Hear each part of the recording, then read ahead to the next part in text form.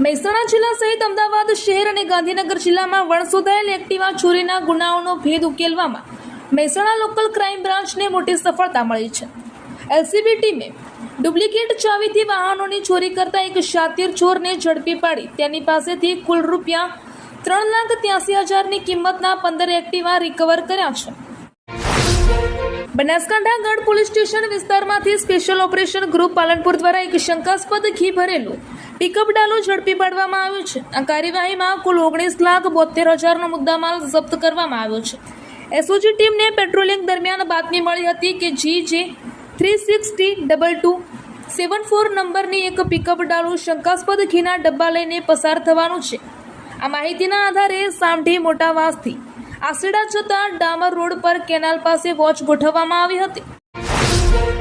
બનાસકાંઠા જિલ્લાની ડીસા નગરપાલિકામાં નવા પ્રમુખ કૌશિકભાઈ સાધુ અને ઉપપ્રમુખ પલ્લવીબેન જોશીએ સત્તાવાર રીતે પદભાર સંભાળ્યો છે। તેમણે નગરપાલિકાના સભ્યો અને આગેવાનોની હાજરીમાં ચાર્જ ગ્રહણ કર્યો હતો। પદભાર સંભાળ્યા બાદ ડીસા નગરપાલિકાના પ્રમુખ કૌશિક સાધુએ જણાવ્યું હતું કે ડીસા શહેરના વિવિધ કાર્યોને ગતિ આપવી અને લોકોના પ્રશ્નો તથા કામો વહેલી તકે પૂર્ણ કરવા એ તેમનો મુખ્ય ધ્યેય રહેશે। પાલિકા આ માટે પ્રતિબદ્ધ રહેશે। ભારતીય રેલવે દ્વારા મુસાફરોની સુવિધામાં વધારો કરતો એક મહત્વપૂર્ણ નિર્ણય લેવામાં આવ્યો છે।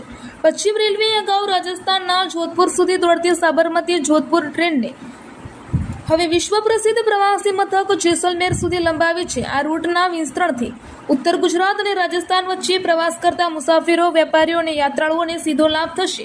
આ નિર્ણયથી પાટણના મુસાફરો માટે સૌથી મહત્વના સમાચાર એ છે કે આ ટ્રેન અપ અને ડાઉન એમ બંને તરફ પાટણ રેલવે સ્ટેશને સ્ટોપેજ ધરાવે છે।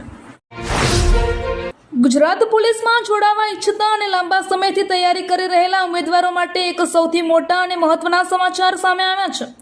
ગુજરાત પોલીસ ભરતી બોર્ડ દ્વારા લોકરક્ષક કેડરની ભરતી પ્રક્રિયા અંતર્ગત લિખિત પરીક્ષાની સત્તાવાર તારીખ જાહેર કરી દેવામાં આવી છે। શારીરિક કસોટીમાં ઉત્તીર્ણ થયેલા ઉમેદવારોની લિખિત પરીક્ષા આગામી 14 જૂન 2026ના રોજ આયોજિત કરવામાં આવશે।